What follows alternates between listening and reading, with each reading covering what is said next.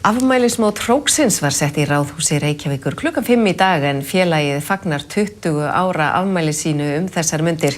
Keppendur eru 40, þar af 20 titilhafar.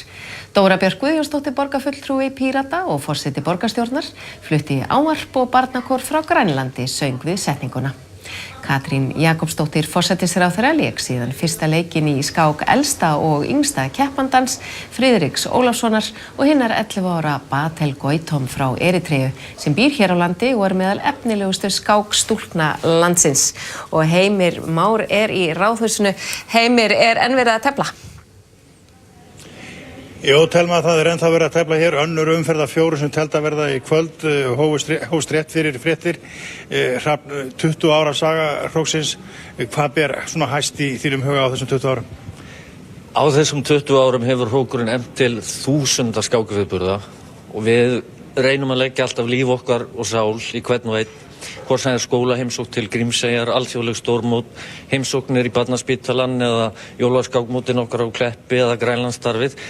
Ég get ekki svarað þessari spurningu, ég get ekki nefnt eitthvað eitt. Þetta hefur bara verið ævintýri líkast. Ævintýri í 20 ár. Ef við nefndir Grænland því það hafið verið í mikill útrás með skákina þar. Heldur að þú eigir eftir að sjá það að einhver af ykkar skjólstæðingum á Grænlandi eigi eftir að vera stórmeistari? Já, ef mér endist aldur til og miðað við meðalaldur íslenskara karlmanna, ekki spurning. Í þessum töluðu orðum einmitt leiðangur hjá okkur á 7004 breiddargráðu á vesturströndinni í Kulúrsvag. En það ekki bara skák, þar eru líka sirkuslistir og myndlist og í anda okkar kjörorða. Við erum ein fjölskylda og markmiðið ekki bara skákin, við erum að útbreiða gleðina og vináttuna og kærleikann. Tengja þessar þjóðir einmitt. 20 ár, þú ert búið að vera forseti hvað frá upphæð eða lengst af. Ætlar að vera það áfram nú á þessum tímamótum? Heyrðu, nú verð ég bara að svara eins og almennilegir forsetar að það kannski ekki alveg tímabært að gefa það upp.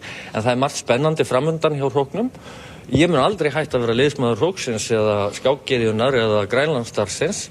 En já, það kunna vera einhver tíðindi í uppsiglingu. Og bara rétt að lokum, hver sigraði skákina, Friðrik eða hinn 11 ára skákdrottning? Heyrðu, í hörkuskák þá gerðu þau jafntefli. Glæsilegur árangur hjá ungri skákkonu, segjum þetta gott héðan úr Ráðhúsinu og áfram upp til þín, Telma.